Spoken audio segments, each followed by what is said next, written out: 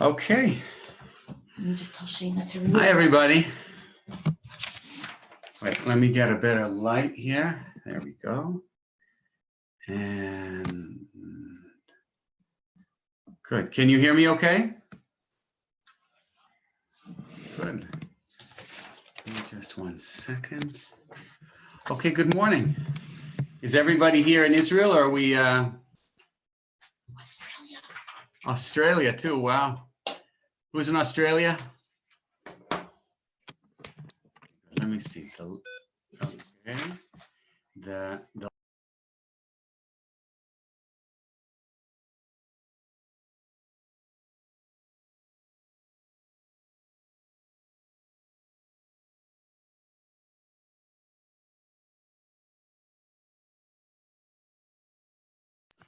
Okay, everybody, good morning.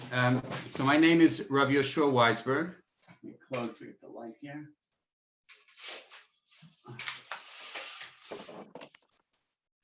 Hi, Rav Weisberg. Hello from Prague. Hello from Prague. It's nice to see you. Actually, Elise, I just gave a lecture at the Charles University. Really? Wow. Yeah, for the theology department, they asked me to give a Talmud class.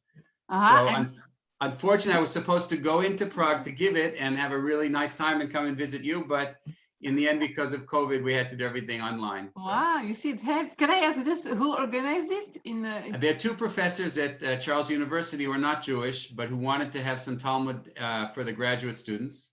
And so I know them, and so they asked me to come in. It was really wonderful. What's that? Maybe next time you will come, so let us know. I hope so. I would love to come again. I still remember fondly being in Prague. Okay, everybody. So my name is Rav Yoshua, and you're very, very welcome to open up your microphone at any point and interrupt me and ask questions and tell me things. We're going to be together for the next hour, I believe. And I'm going to give you a shiur that's going to be a little bit of methodology and a lot of content. All right. If anything I say is not clear or doesn't make sense or just flat out stupid or wrong, then I'm hoping you'll just tell me that and just come right in. Sound good? Okay, great. My name is not Tzipora Templeman, by the way. My name is, I'm going to change that to Joshua Weisberg. Tzipora Templeman has an excellent reputation in these parts of the world, but I still am just myself. So, okay. So we're going to look today at a series of statements from the first chapter of Masechet Avoda Zara. Okay. Here we go. Perfect. And Masechet Avoda, I'm going to talk a little bit about how to frame the text, the conversation this year today. Okay. And then we're going to go into the content. The texts are all in Hebrew with a little bit of Aramaic. As I read them, I'll translate them for you. Okay. If anyone needs more help than that, if things are confusing because of the Hebrew, the Aramaic, then you'll just tell me and I'll be careful. But you should all have the texts with you. Everyone have? I don't need to do the share screen, correct? Okay. Okay. So I'm going to say a little bit about learning Talmud. Oh, Risa, you don't have the text? I can't hear you. I'm sorry.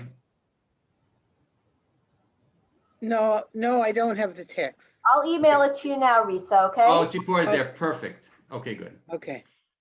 Okay, so I'm going to say a little bit about learning Talmud in general, and in particular Masechet Avoda Zara, a little bit about the methodology. And then using that methodology, we're going to go into the text itself. Okay. So I've been teaching Talmud at Nishmat for more years than I care to admit. It's been really one of the great pleasures of my life teaching. Students are great. They're excited. They're motivated, they're curious, they don't mind calling me out if I say dumb things.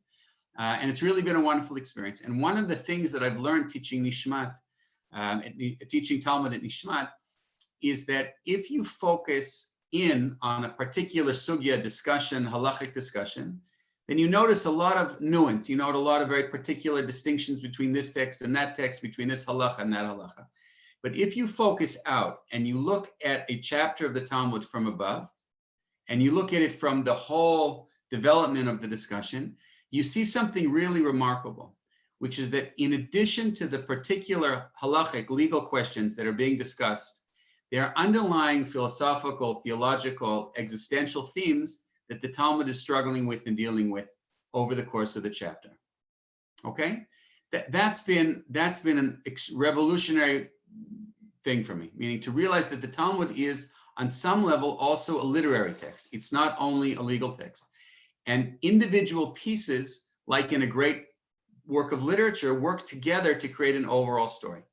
So what we're going to look at today is a series of statements or short sugyot or agaritot from Masechet Avoda Zara. And I'm going to try to frame them in a larger context in Masechet Avoda Zara that I hope will have bearing on the topic of the seminar that we're doing this week. All right, sound good? Somebody's got to give me a thumbs up because okay, good. Karen, thank you. So Masechet Avoda Zara, you would think would be about what? Any guesses what Masechet Avoda Zara would be about? Wendy, looks like you have an idea. Idol worship? Idol worship, that's what you think, right? So it turns out that it isn't about that. There are units in Masechet Avoda Zara that discuss the nature of idol worship, that talk about the way that it's done, but that's not the primary focus of the Masechet. And this already opens up something very interesting. Masechet Avoda Zara, to a large degree, is about the Zara, about the foreignness of the worship. What does it mean for a Jew to live in a world that on some level is foreign to him or to her? It's a world of idolatry. It's a world of values that are different from ours. But of course, at the same time, it's a world that's incredibly familiar, because all of us, I can't speak for you, but I assume this is true, we all live completely embedded in the world that we live in. We live in a world in which the non-Jewish world, the values, the culture, the entertainment, everything is just a part of how we think. It's not even that we think about it, that's how we think. At the same time, we feel distinct, we feel different, we feel that we've got other values, we've got other things that are important to us. And Masechet Avoda Zara, in the first chapter in particular, is about what does it mean, how does one go about being in a world that is both zar, that is very foreign, and also very familiar. Okay? Now, that's a thesis that I'm sending out. You have to take it or leave it, but that's the thesis for how to look at the first parak. What we're going to look at is the first Mishnah, the opening lines of the Gemara, and then we're going to look, depending on how much time we have, at a few other examples from Masechet Avoda Zara that develop that theme. One of the things that I've learned in teaching and studying Talmud over the years is that the opening lines of a parak or the opening lines of a Masechet, of a tractate, are very important. The opening lines of a tractate give you a clue to the themes that are going to be discussed in the rest of the tractate. So there's a very famous commentary named Chekhov. I don't know if you've ever read any Chekhov. He's not actually a Talmudic commentary, but he says some very smart things that are relevant to Talmud also. And a young writer once wrote him, Chekhov, Anton Chekhov, the Russian writer, wrote him a letter asking him for some advice about playwriting. And one of the pieces of advice that Anton Chekhov gave to his student was that if you have a gun on the wall in the opening scene of a movie, it had better go off at the end of a play, it had better go off by the end of the play.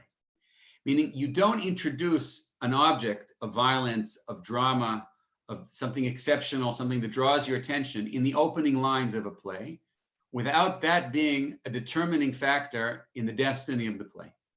Everyone get that? You don't want to distract and waste your audience's time. Everything is there for a reason. So I was always curious, can you apply that back to the Talmud? And over the years, I've learned more and more and more chapters, Masechtas, and as a general rule, it's been remarkably true. So I'm going to look with you at the first Mishnah of Masechet Avoda Zara. We're going to look at it, have a sense of what it's talking about, what kinds of questions it raises. Then we're going to look at the opening lines of Masechet Avoda Zara. Okay, we're going to have a look at that. And then we're going to have a look at a very brief halachic discussion in Masechet Avoda Zara, further into the parak. And if we have time, we'll wrap it up with a little bit of Chassidus from the Sfat Emet, just because it's nice to end on a Chassidic note whenever you can. All right, sound good? Karen, I need the thumbs up. You're the representative. Okay, good. Oh, I got two Karens, Karen Dove and Karen Lax. Thank you, both of you. It's perfect. So I just need someone whom I can see clearly because the light is in front of you, not behind you. Okay, the first Mishnah, Masechet Avoda Zara. Now, if we assumed, as Wendy suggested, that Masechet Avoda Zara is about Avoda Zara, the first Mishnah should be, what is Avoda Zara? What do we do with Avoda Zara, right? So interestingly enough, the first Mishnah is not about that. So if you look at the very first source on the page, it says Lifnei Ideihem, before the holidays. Ed is a holiday, also in contemporary Hebrew and in Aramaic and Semitic languages. Ed is a holiday. Shel Ovdei Kochavim, of idolaters. Shlosha Yamim, 3 days. So 3 days before, again, I'm not making any assumptions at the moment about Christianity. I'm just going to use it as a way of communicating. Please do not derive from this any assumptions about Christianity is or is not idolatry. That's not the purpose of this year. That's a year we can give another time. But it says 3 days before Christmas, let's say, or before Easter, asur laset velatet imem. You're not allowed to do business with them, with idolaters. Okay, and that goes on. You're not allowed to lend them money. You're not allowed to collect loans. You're not allowed to borrow money, and so on. That's the opening Mishnah. So what's amazing to me about this is that it's not about Avoda Zara at all. It's about how we as Jews navigate a world in which we are surrounded by non-Jews. We have financial interactions with non-Jews. On every normal day of the year that's not a holiday or before the holiday, we do business with them, might go out for dinner with them. We might have them over for, our kids' bar mitzvah, might go to their weddings. We have interactions with them all the time. However, several stations during the year, we withdraw. We take a step back and we say, listen, your life is your life and my life is mine. When does that take place? Says the Mishnah, somebody? When do we withdraw from the public life of the idolatrous world around us? 3 days before their holidays. For the holidays. So why holidays? What is it about holidays that are so outstanding that they would change the way that we behave regularly? What is it about Christmas or Easter that is a day? Again, I'm not saying that Christianity is Avoda Zara, just for the sake of the conversation. What is it about Christmas and Easter in a religious society, Christian society, that would make you as a Jew say, listen, I'm going to take a break on those days and not engage? Why would you do that? Anyone want to suggest? There's a couple good reasons. Well, also like a lot of pogroms and like persecution was during those days, because like it brings out their like who they are, like maybe their essence. Okay, so Wendy suggested a couple things. First of all, it's days of conflict, and that's historically for sure been true with Christianity. And Wendy then suggested a reason why that might be is that it brings out the heart of the conflict between us and them, because their essential identity comes out. Now, in Christianity, that's obviously very true, because there is a core within Christianity that is very, very hostile and very, very aggressive towards Judaism. That's a whole other topic about why Christianity is that way. That's, again, another share. I'm happy to have another time. Something I've researched and think about a lot. It's an interesting question. And it brings out something in who they are that is incompatible with who we are. So Wendy mentioned pogroms and sort of physical aggression, but I think Wendy's right even about the spiritual side. At Christmas, you can be a regular Christian, American or Canadian or Australian, and just go about your life. You're like anybody else, but on Christmas, you become religious. You sort of return to who you are in the same way that a lot of Jews who are pretty much like anybody else around them, do the same thing, watch the same TV, drink the same beer, root for the same football teams. But when it comes to Yom Kippur, so they take us, you can be Andy Koufax, you can play for you can be the best pitcher in the world on Yom Kippur. You take a step back as you go back to who you really are. And so there is Andy Koufax. So there's a sense that the holidays bring out the essence of who we are, and that's a time when we step back.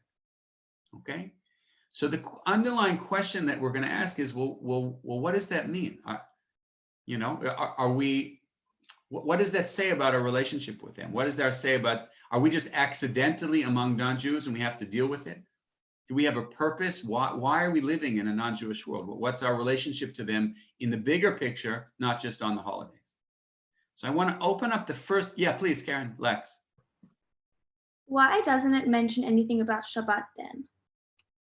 Well, on Shabbat, you can't do business in any case, meaning you can't do business with them on Shabbat. And as you're going to see, actually, Karen, I think I understand the question. The issue here is not when we are who we are that we can't do business with them. The issue is when they are who they are, we can't do business with them. And it's not just who they are, it's who they are in the context of idolatry. Okay? So I want you to look at this is the opening lines of Masechet Avoda Zara. If you've never learned Masechet Avoda Zara, we can say a quick l'chaim. This is very exciting. This is your first shot at a Masechet. It's a very complicated Masechet. I don't necessarily recommend starting with it, but if you're familiar with some Gemara and you want to learn something interesting, this is definitely a good one. And it starts like this: Rav and Shmuel. These are two Amoraim, right? They're after the conclusion of the Mishnah. Rav and Shmuel are two Amoraim. They're living in Bavel. Rav grew up in Eretz Yisrael and moved to Bavel. Rav and Shmuel, Chad Tane. One of them would teach one way, and one of them would teach another way. Right? They lived in two different yeshivas. They knew one another. They argued all the time, like two good Jewish rabbinic friends do.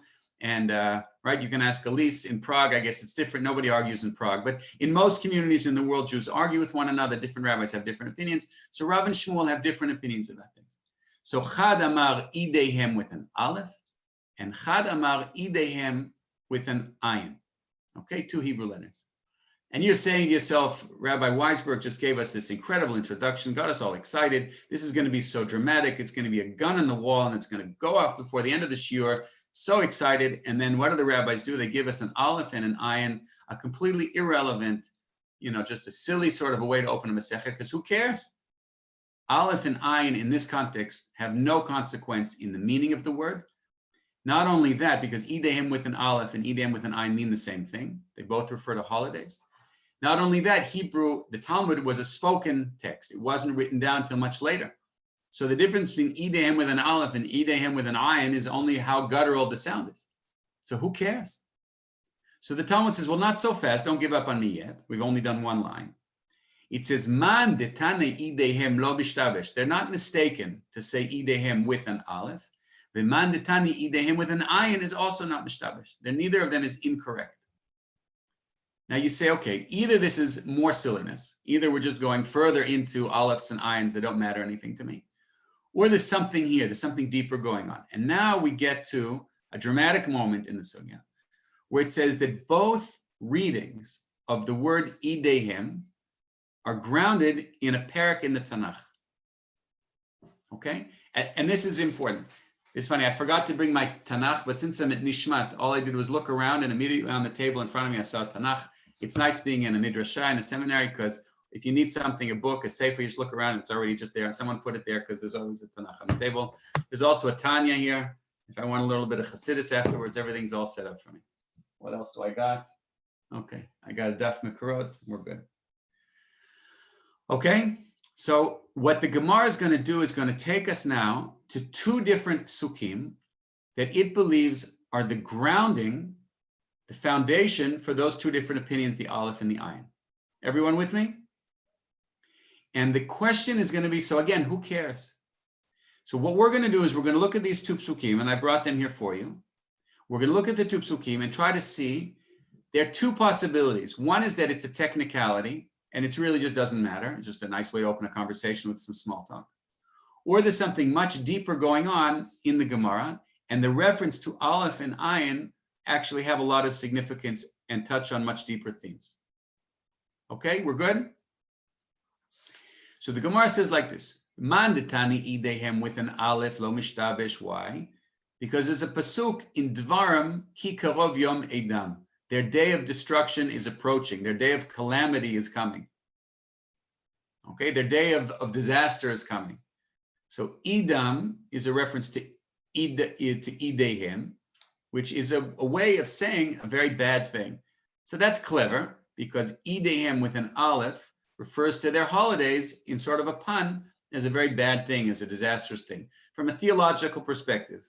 Okay, again, not making assumptions about Christianity, just using it, but from a theological perspective, the birth of God is a problem. Okay, right? Because God is not born, nor does he die, nor does he get resurrected, nor does he have a mother.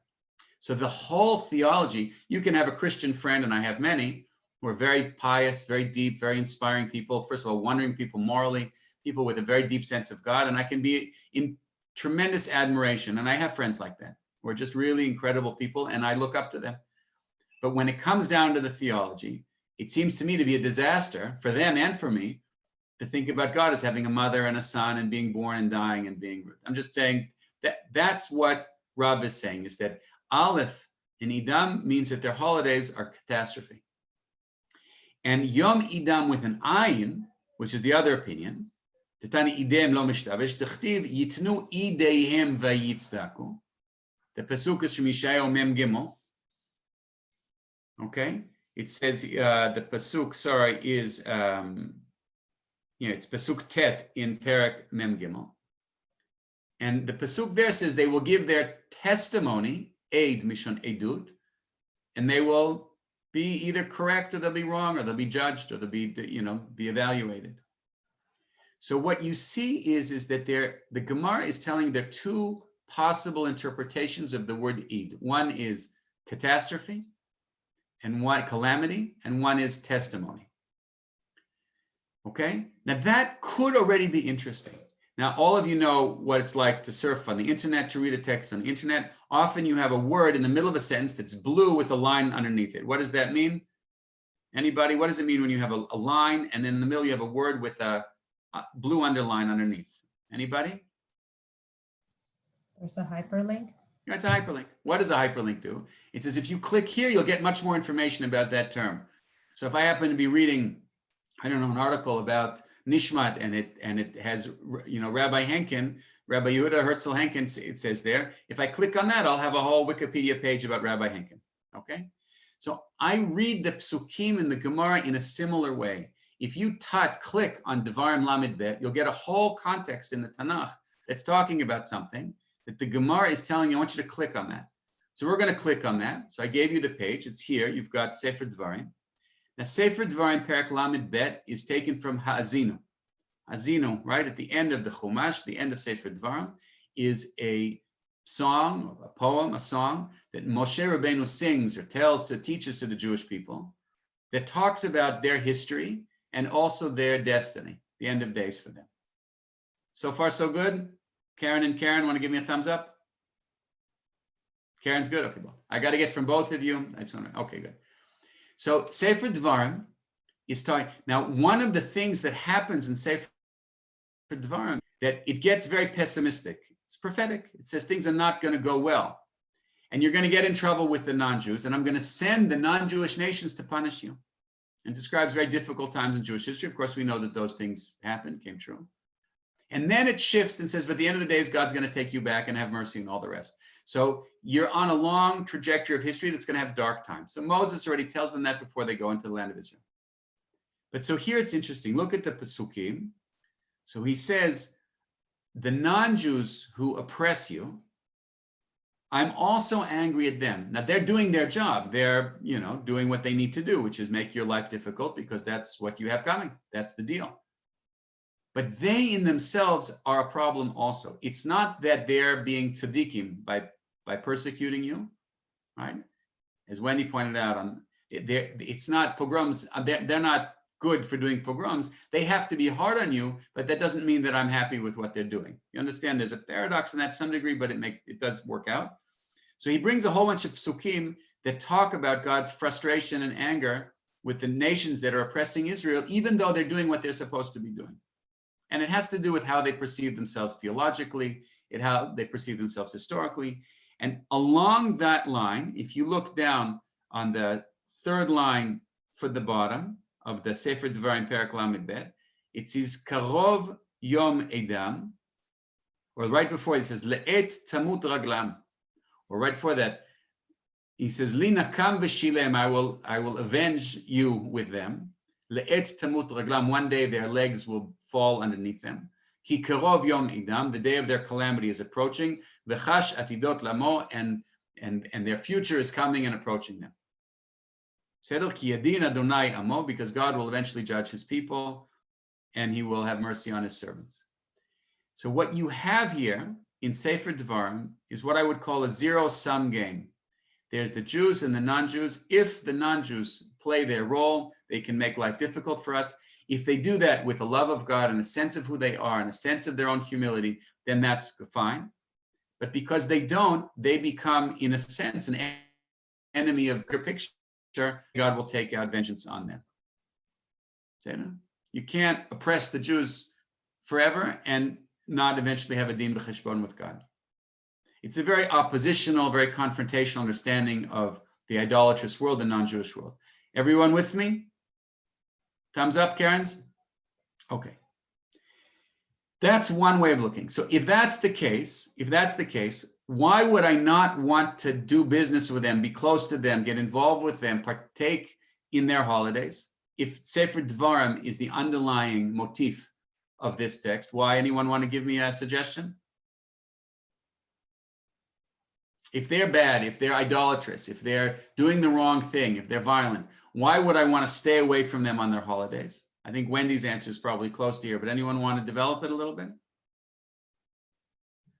Hello, Lee, I just saw you. You're at the bottom of the screen, but it's nice to see you again. I haven't seen you in a while. Sorry to interrupt, but Lee's a former student of mine and it's great to see her again. Anyone want to say what is Sefer Devarim telling you about the relationship with non-Jews and why you would want to step back from their idolatrous holidays?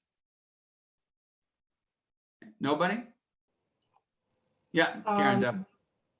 There are persecutory agents. So that being the case, we need to, especially when it's their day of their Avoda Zara, that we have to be careful and not mix ourselves with that. That's right, because they're an agent that's negative for us, that's detrimental to us. It may be that they're doing what they have to do, but it's bad for us. And at the end of days, they're also going to be punished. They're doing something that's wrong. So you want to keep your distance from evil, from bad. Fair enough, Karen? Okay, good. Now we move on to Isaiah. Now here I want you to notice a couple interesting things.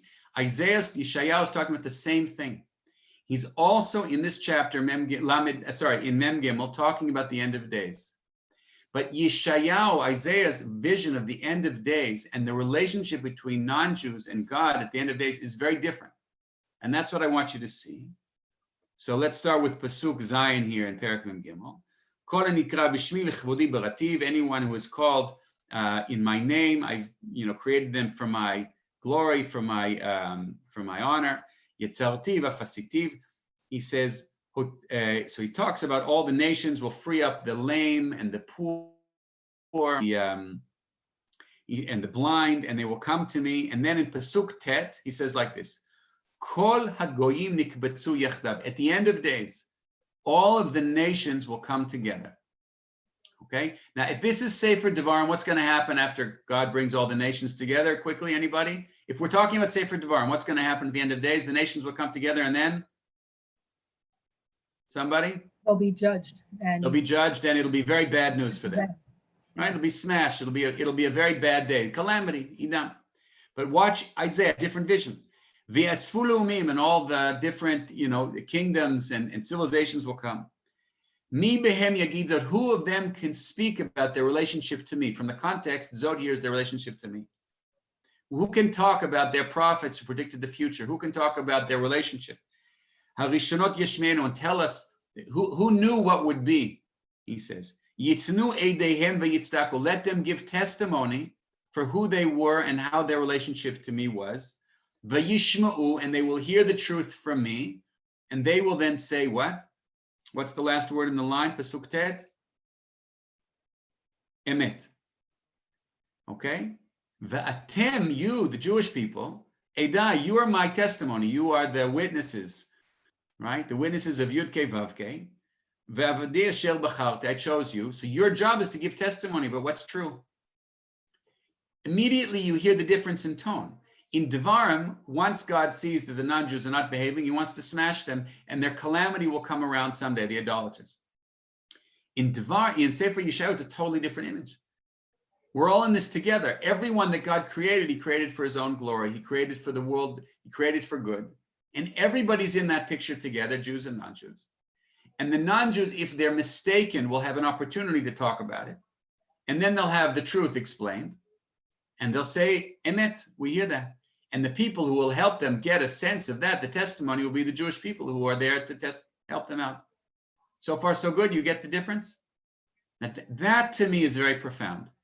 What the Talmud is saying is that if you read Sefer Devarim and you read how carefully, you'll see that you've got fundamentally two different narratives, two different stories, two different framing of what the relationship between the Jews and the idolatrous nations are. One of them is it's a zero-sum game, it's conflict, it's about persecution, it's about violence, it's about them getting their job and their place in history wrong and being punished for that. That's calamity.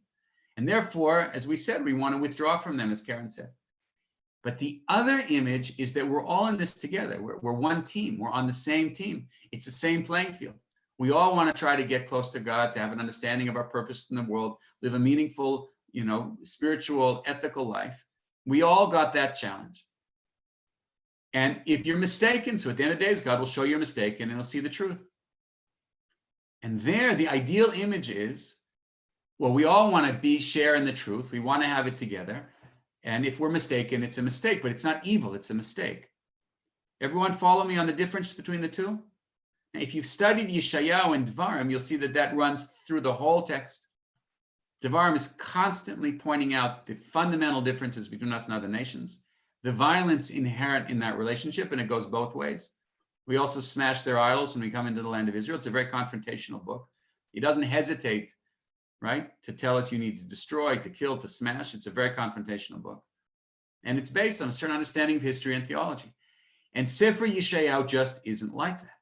It's about the world as a place in which there should be and there could be a lot of light.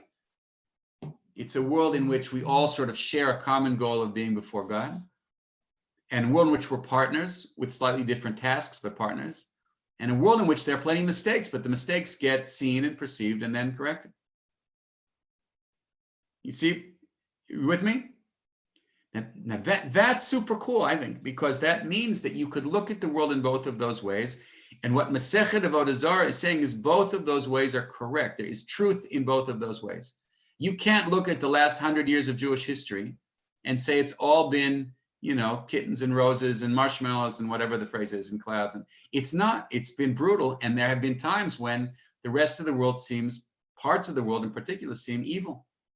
They seem to have an idolatrous understanding of their role in the world. They seem to persecute us, kill us. On the other hand, you can't look at the last 100 years and say it's only that. There's so many non-Jews, non-Jewish nations who have extraordinarily rich and powerful inner life, who are searching for a sense of God, have a sense of us as partners in that plan. And they're both true. The question is, which of those two sides is going to dominate the conversation? And that's the gun that's going to go off in Masechet Avoda Zara. I explain that okay? And all of a sudden, I don't know, if you ask me at least, Masechet Avoda Zara becomes something I kind of want to learn, because that's something that I think about. Something that, I learn history, I learn a little bit of theology, I do a little bit of comparative religion. I have a lot of friends who are not Jewish. And all of a sudden that's engaging with stuff that actually matters to me. And now the halachic conversations come into that framework. So I want to show you something. If you turn the page on the daf that was sent to you, if you have it printed, means turn the page, otherwise just flip to the next one on your screen. The very next set of lines, I'm skipping 2 or 3 sentences that follow up on the first, but is like this. Amar Rabbi Yochanan. Milamed shehechzira hakadosh baruch hu. Now, Rabbi Yochanan here is interpreting, one second, did I skip a line? Okay, I made a mistake here in terms of I apologize, in terms of the headings here. I made a mistake. If you go back to page 1, I just made a mistake in how I printed this. If you see where it says Chad Tani, the Gemara we just did, right? The second Gemara there. If you go 1, 2, 3, 4, 5, 6 lines down, it starts with the word Darash Rabbi Chanina. That's supposed to be an extra paragraph. I made a mistake. I forgot to highlight it. It says Darash Rabbi Chanina bar Papa. It's the 6th line down in the Chad Tani Idehem. Darash Rabbi Chanina bar Papa. Rabbi Chanina bar Papa is an Israeli Amora. V'itei Rabbi Simlai, and some people say it was his colleague, Rabbi Simlai, but they looked at the verse in Isaiah that we just did and came to the following conclusion. Le'atid lavo. What is le'atid lavo? In the distant future, or not distant necessarily, but in the future, the messianic future. Mevi HaKadosh Baruch Hu Sefer Torah v'menicho b'chiko. God will take a Sefer Torah, so to speak, and hold it like this as a very precious thing to him. Ve'omer lemi she'asak ba yavo v'yatol schiro. Whoever studied this will come and get their reward. And he does that for all the nations. Okay, so I'm just going to take you back. You remember in Sefer Yeshayahu, Perek Mem Gimel, that we saw about 5 minutes ago, we saw that it says in Pasuk Tet, he says, Pasuk Tet, Kol ha'goyim nikbetzu yachdav, all the nations will come together, and they will give testimony, and God will say, who was dealing with this, with the relationship with me, who spent their lives doing the important things in life. Rabbi Chanina bar Papa, Rabbi Simlai say, I'm going to paraphrase that or turn that into a story. God is going to hold a Torah and he's going to say to the whole world, did you learn this book? Okay. Now that's a stunning interpretation of the Pasuk in Yeshayahu, because what it's telling you is, what does God want from the world? Somebody? What does God want then from the world? Assuming that it's an honest question, not a rhetorical question. to learn his book. Yeah, wants to learn the book. Now, I'm pretty convinced, and I can show that to you from other places. He doesn't mean the book. He means whatever that would happen to be for you, but engaging with God, engaging with truth, engaging with, the deeper meaning of life while you're here in a religious context. God wants everybody on earth to be dealing with those central questions. So we call that our Chumash, our Torah, but the idea of Torah here is something more universal than that. I'll show you in a minute why I think that's true. Now that's stunning. That means that the world was created in part or largely in order to create a relationship with God. And that's what he wants from everybody. And the next line, now going back to the line I was just about to read you on page 2. Okay, on page 2, it says, Amar Rabbi Yochanan, Melamed shechazir HaKadosh Baruch Hu al kol umav velashon velo kiblo. And God said to everyone, I want you to take the Torah. So God offered the Torah to everybody. Now again, my kids in kindergarten learned that story about how God offered the Torah to everybody. But if you just forget about kindergarten for a minute and you look at what Rabbi Yochanan says, it's extraordinary. It means that the Torah was not given as a particular text to a particular people. It was offered to everybody. It's a way of relating to God, I assume in some different form on some level. And anyone had the opportunity. And the only difference between us and everybody else is that we took the opportunity. So from the perspective of this sugya in Masechet Avoda Zara, we're not the chosen people, we're choosing people. We said, you know what, we're willing to take that on. We'll take on that relationship. It's like a very, very, a person says, listen, I would like to get married. It's something that really matters to me. I really want that relationship in my life. I want to have children, I want to have a family. And I'm thinking there are a couple people that I would be open to, and one of them comes and dates them and, and falls in love and they get married. But the person in theory is open to getting married. It's not that there's only one person in the world. I'm not sure that's a good metaphor because some of you might not believe that that's true, but you get the idea. Meaning God says, I've got a relationship I want to have, and whoever wants that relationship, I'm available. And the Jewish people chose the relationship. So that in Masechet Avoda Zara is Isaiah. That's the way Masechet Avoda Zara understands and develops Isaiah. Okay? I want to emphasize that with the following text. And you guys, it's on you to interrupt me and stop me if I'm not making sense, okay? If you have questions. Vitanya, Vahatanya, the next source where it says Afilu Goy V'osek, the second source on page 2. Haya Rabbi Meir Omer, Minayin shafilu goy v'osek b'torah shu kekohen gadol. Just look at that line. Rabbi Meir says, how do I know? And I know, he says, but how do I know that even a non-Jew, even an idolater who learns Torah is equivalent to the high priest? Just think of what that sentence means. You can take somebody, the high priest is the holiest man in Israel, on the holiest day of Israel, goes into the holiest place of Israel, meaning all 3 dimensions, right? The person, the place, and time. And that person who is able to enter the Kodesh HaKodeshim on the holiest day also happens to be the equivalent of any non-Jew who learns Torah. Now that's a statement that the Talmud here interprets elsewhere. I'm not going to go into the possible interpretations of the line. Rabbi Meir is saying, I think the most straightforward thing in the world, which is God doesn't care about your genes, doesn't care about your ethnicity, doesn't care certainly about your color, doesn't care about what culture you're from. All those things are very nice and they're meaningful and great. Do whatever you want, whatever you can do with them. What I care about is what you're looking for in your life and whether you're looking for me in some relationship with me through what I'm calling the Torah. And if we're going to expand Torah to be a little bit broader than only the text of the Chumash, which there's good reason to do, in fact, you'll see that in a minute, then that's putting you and me, Risa, Terry, I'm looking at your names, Karen and Karen, we're putting us all on the same level as all of humanity with a very fundamental expectation to live the fullest possible life in relationship to God that you can. And there are tools for that. Now, if that's the case, why would I not want to do business with a non-Jew? Why would I not want to be close to an idolater on their holiday? It's not because the holiday is evil, but because if I sell an idolater a sacrifice on right before their holiday, what have I done? Why is that a problem? At least I think that baby was born, was that baby was born right when I was there, I think, right? Or right after? No, he's after. Yeah, right, Right after. after. Oh, yes.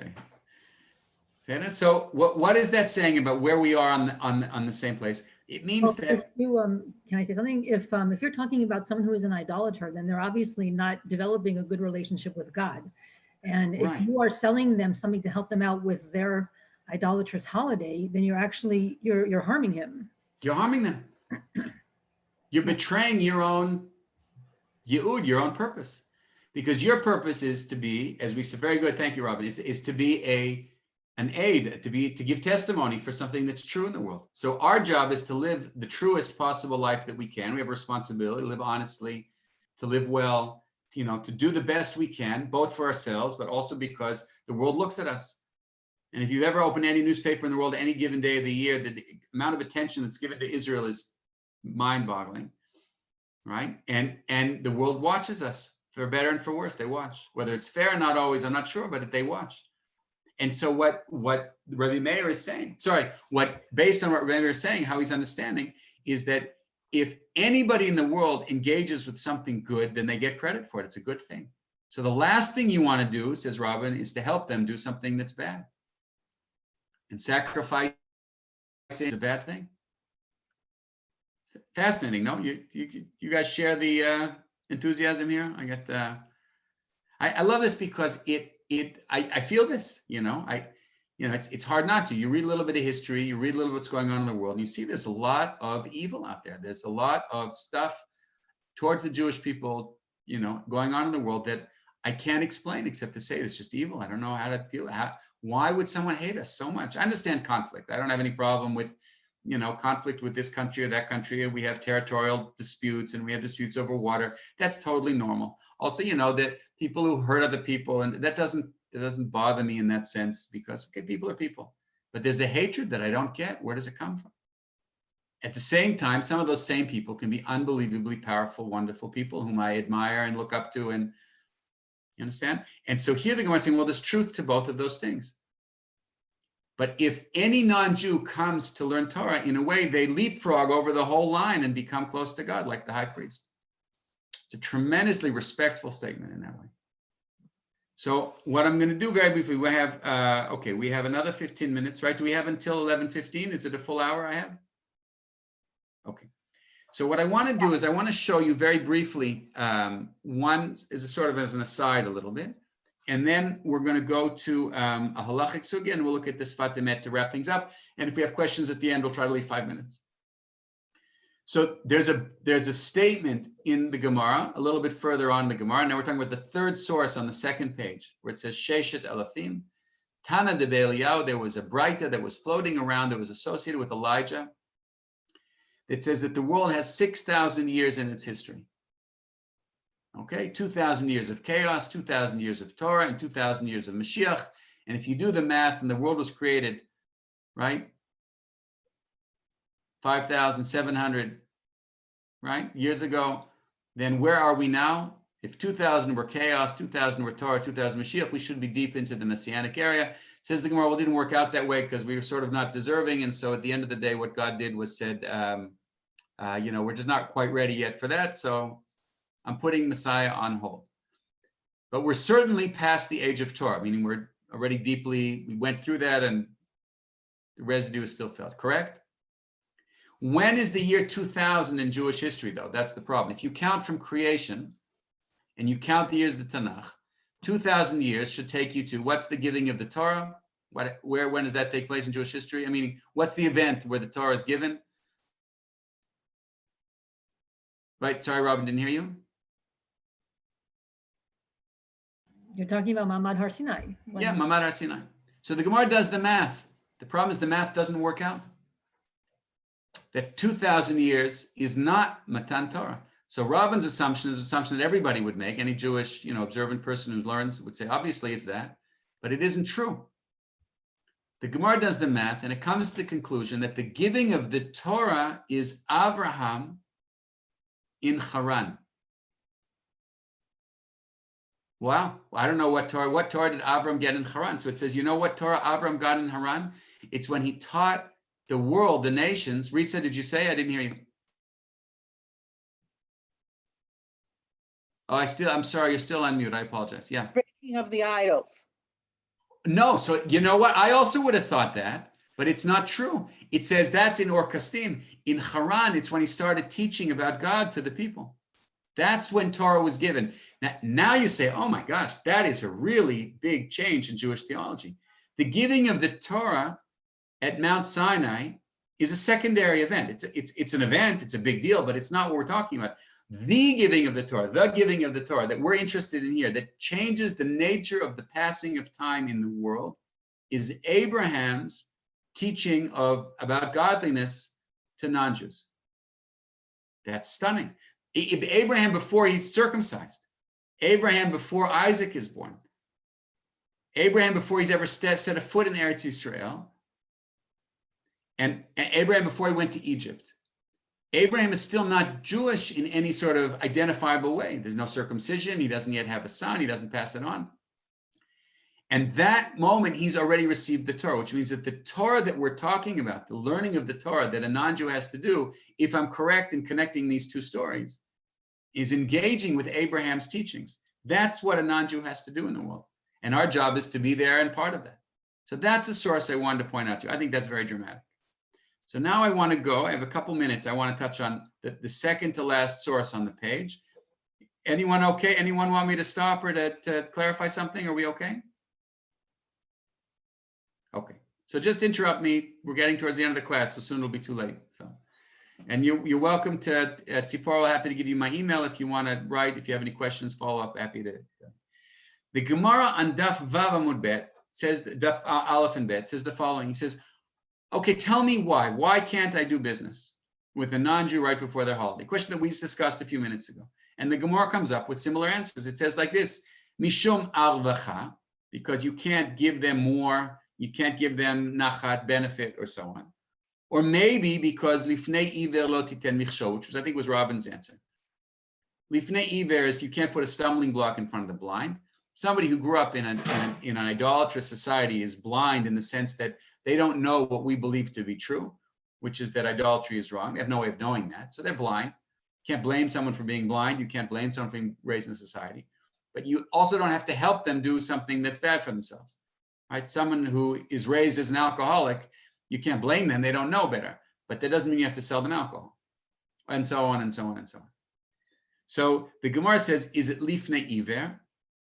In that we're in this together. Lifnei iver is not a Jewish commandment, meaning it's a commandment to Jews, but it's not restricted to Jews at all. In fact, the Gemara says that lifnei iver as a command is fundamentally applicable to all human beings equally. If you're walking down the street and a Jew and a non-Jew are blind, you have an equal responsibility not to put a stumbling block or give them bad advice or take them the wrong road. It doesn't matter whether they're Jewish or not Jewish. There are other commandments that distinguish between Jews and non-Jews, but not this one, says the Gemara. That's really striking. So if that's the case, is that more Isaiah or is that more Deuteronomy? Yeshayahu or Dvarim? Lifnei iver. Anyone want to hazard a guess? Yeshayahu. It's more Yeshayahu. And the other answer is Harvacha, which is that even if they're already going to do it, I don't want to help them. I don't want to be a part of it. I don't want to give them nachas. I don't want them to enjoy Christmas. I don't want them to have a better time. I don't want anything to do with them because it's bad, it's evil. I don't want them to have a happy holiday. So that's obviously Devarim, which is that you stay away from bad things. So what you see here is that you have an echo, a conversation between the opening Agadic sugya of the first, even the grammatical sugya at the beginning of the Masechet, and the opening halachic sugya on Daf Vav. That's really fascinating. That means that the Gemara is sort of developing this theme that Jews live within these two worldviews. Okay, so far so good? So I'm just going to summarize a little bit. What we've done is that the Gemara is clearly placing us in a world of complexity. It's not a simplistic world. The world that we live in is complex. And the world that we live in has two different understandings, or obviously more than two. We're talking about, about prototypes. So we're two different ways of imagining or understanding the relationship that we have with the non-Jewish world. And one of them is confrontational, zero-sum game, where our interest is in withdrawing. You can't withdraw, so, you just withdraw on the holidays. And the other is one of partnership, shared destiny, where we have a specific function. Why? Because we chose it. We wanted it. We said to God, okay, we'll be the Jews. We're happy to do that, or whatever. Well, at least we'll do it.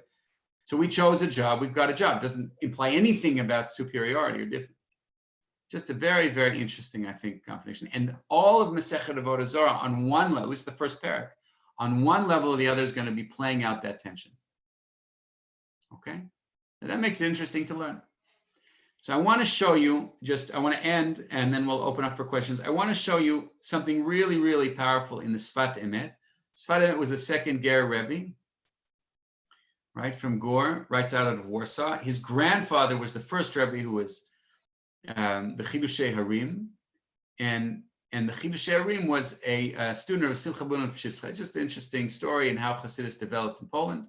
And it was a very big Hasidus, and his father died, the middle generation, and the Sfat Emet was raised by his grandfather for a few years, and then his grandfather also died, and then he was raised by sort of the elders of the community, and at 18 he became the Rebbe. It caused a bit of a controversy, but he was so brilliant and so deep and so powerful a personality, he grew into the job. And he was one of the great Hasidic teachers at the end of the 19th century. And he says the following thing. When we look at Avraham, he says, the very bottom, the last text on the Daf Makrot, he says, the Ramban, he asked a question, a difficulty. It says, Lech Lecha to Avraham, without telling us why he was such a special guy, meaning why would God choose Abraham? With Moshe, we have a little bit of context. With Shmuel, we have a little bit of context. Right? With Shlomo, we have a little bit of context. What's the context here? And it's not just that he shows up as a prophet. There are other prophets, like Eliyahu shows up as a prophet. But it's not just that. The moment of him being chosen as a prophet is mentioned. It's not just that he is a prophet, he's chosen. But why is he chosen? That's a weird thing. If you're going to tell me that someone is chosen, shouldn't you tell me why he's chosen? So the Gemara says, V'Zohar Kadosh, in the Zohar, right, the Kabbalistic text, Nira ki zeh hashevach. The truth is that that's the point. So I want you just to grab this idea. He says, that's the point. Sheshama zeh ma'amar lech lecha. The only thing that made Abraham different from anybody else is that Abraham actually listened to what God was saying. Meaning everybody, God said lech lecha to everybody. And if you want to take this one step further, God's saying lech lecha to you and to you and to me.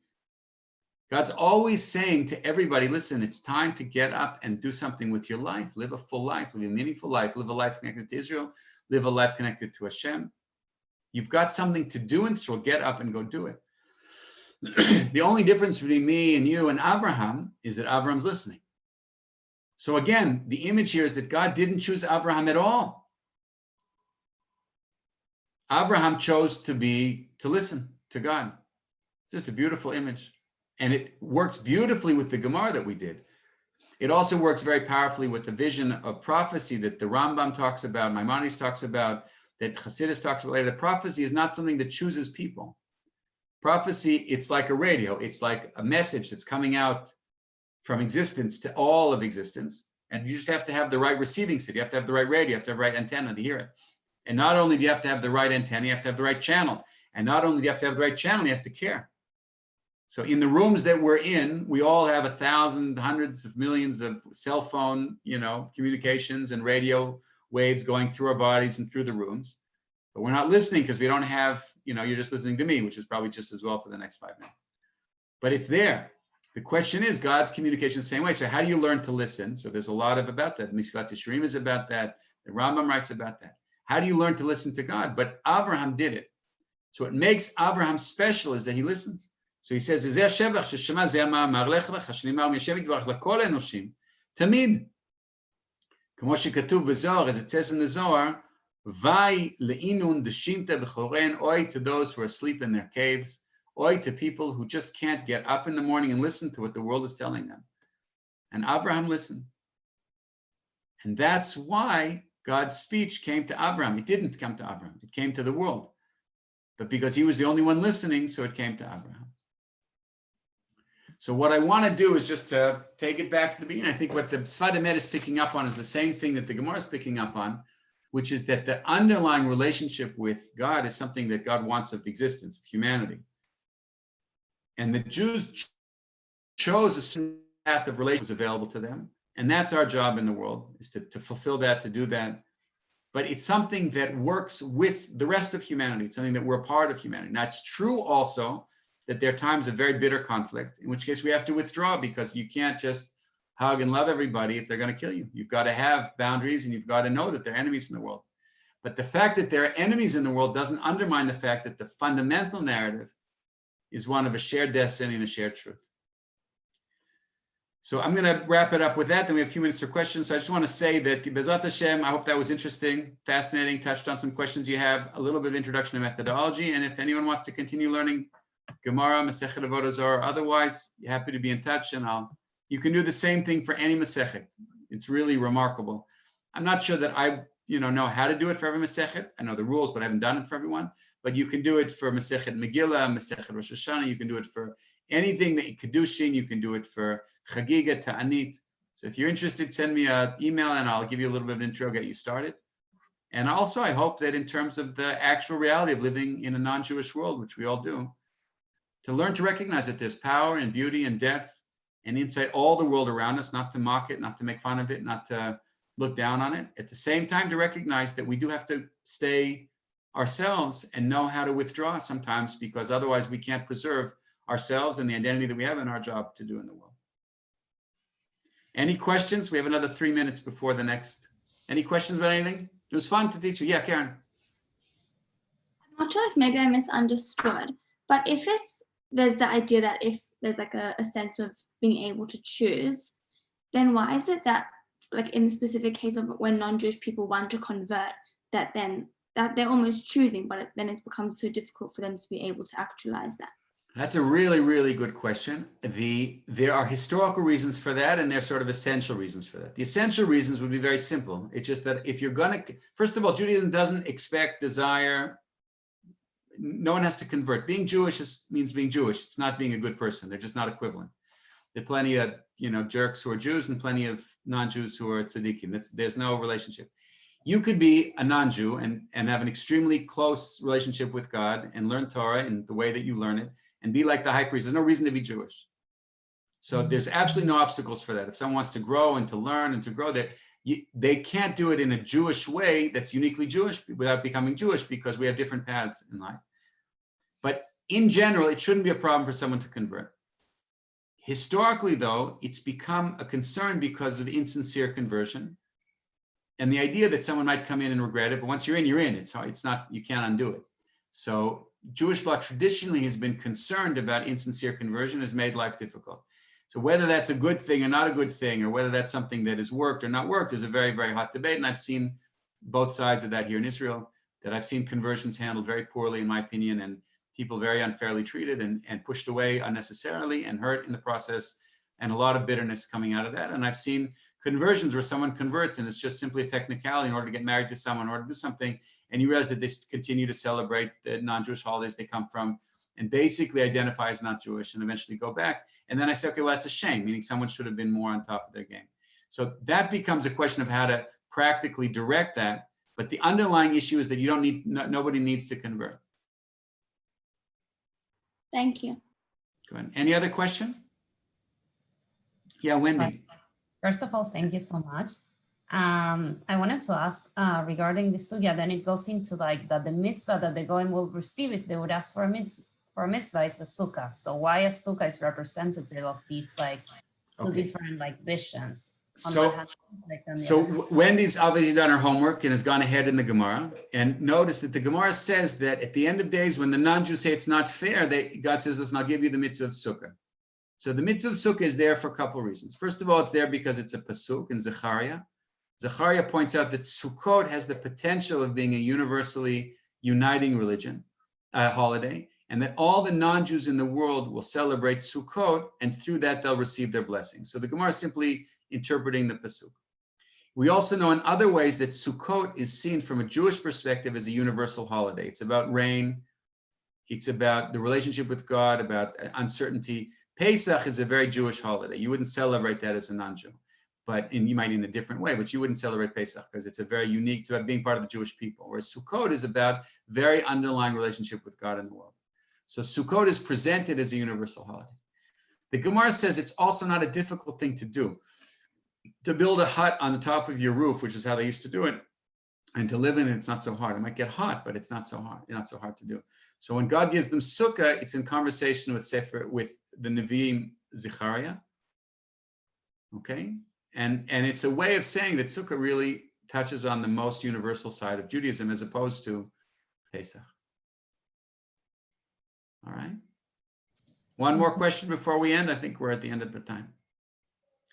Okay, everybody. Wonderful to see you. Robin, real quick before Tzipora cuts us off. Yeah. Okay. Very quickly, you said somewhere along the line, not to make ourselves superior or, to seem superior or superiority. On the other hand, maybe, in a way we are kind of superior because our ancestor did choose and they didn't choose. So that makes us in a way closer to God. The fact that we botch it all the time nowadays, yeah. In other words, the potential is there, but for that superiority, so to speak, but we botch it all the time. Right. So then isn't that already another, like in that sense, there is a basis for them to hate us? I think that's a great question. Masechet Avoda really deals with that head on, and it talks about the difference between the power of choosing and then the ability to follow up on it. And the Gemara is very understanding that following up on it is a hard thing to do for anybody. It's just, we all make, we get married, we have relationships, we have kids, we make a decision, and it's hard. It's hard to do it well consistently over time. The Gemara is not particularly concerned with that as a problem. It's the choice that matters. And in that sense, Robin's right, that our ancestors made a choice that is very powerful. That doesn't necessarily give us, though, a lot of benefit, because if my ancestors made a good choice and I'm a jerk about it, it doesn't really give me a lot of credit. There is, however, a Kabbalistic understanding that's different, which is that the choice changed something fundamental about who we are, but that's for a shir in Tanya, not for a shir here. All right? Wonderful to meet you. If you have any questions, please send it to Tzipora. It was really a pleasure to meet you and happy to teach another time if you like. Thank you very much. Good to see you again, Elise. Bye. Thank you.